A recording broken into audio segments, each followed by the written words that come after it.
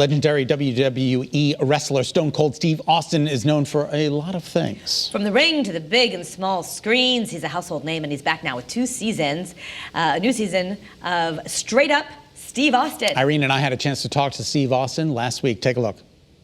First, Steve, I want to start with your name. You started as Stephen James Anderson, then you went to Stephen James Williams, and then was it Dutch Mantell who gave you Steve Austin to not confuse you with Dr. Death Steve Williams? You're spot on. Correct. Excellent. How did you make the transition from football, which I know you were super good at, to wrestling? Man, I just got finished playing football at North Texas State. My scholarship ran out. I got tired of doing research papers and started driving a forklift. And I saw a commercial on TV about being a pro wrestler. And this was the class. And I'd been watching my whole life, and I've always wanted to do it. So I said, hey, man, that's my foot in the door.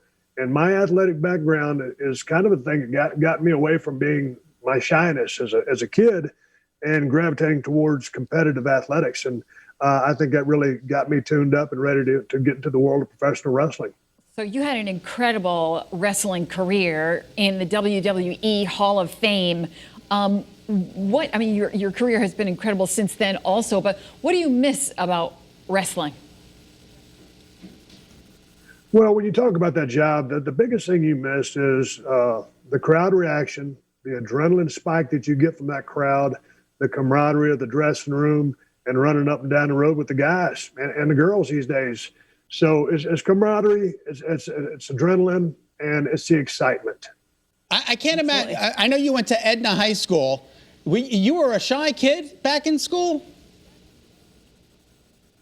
Yeah, man, hell, I'd get my sister to call up Dairy Queen and order my food for me when we place a to-go order. I was always just kind of, that's the way I was as a kid, and my brothers and sisters and everybody knows you tell you the same. But, once I found athletics, I think that kind of started, helping me build my confidence. And that's what I used to kind of fuel me. All right. There's no studio. There's no couch. There's no cue cards for the show. How do you handle that? I mean, without a cue card, I'm lost. Man, I tell you what, I know. So like I'm walking and chewing gum at the same time, and on top of that, I'm juggling. Because a lot of times during the show, I'm driving a car or a vehicle. I'm talking to my guest. A lot of times, if we're in the city, we've got a police escort to stop traffic. So, I'm having to watch that as we're talking and doing everything we're doing. And then a guy who's running the camera, from the van that I'm following, he might say, hey, man, he's waving me to come forward. So I'm taking in so many things while this show is going on, and you never know what's going to happen. And it is what it is. And the conversation, you never know where that's going to go. But I have an absolute blast on this show. And I tell the guests before we start, I said, hey, man, let's have a good time, because if we don't have a good time, we're doing something wrong. And maybe that lets their guard down and they're ready to have a good time with me. And it's the best job. I really enjoyed pro wrestling. But since I don't like memorizing things and I like to ad lib and just let it fly, this show has been a blessing for me, and I'm happy we're into season 2 and very proud of it, and happy that we were fortunate enough to get it in the can. Yeah, fantastic. All right, well, yeah. We're looking forward to this season. Absolutely. Yeah. Thank you so much. We appreciate your time, and we want to wish you the very best and consider good luck in season 2. Yeah. Thank you so much. Nice guy.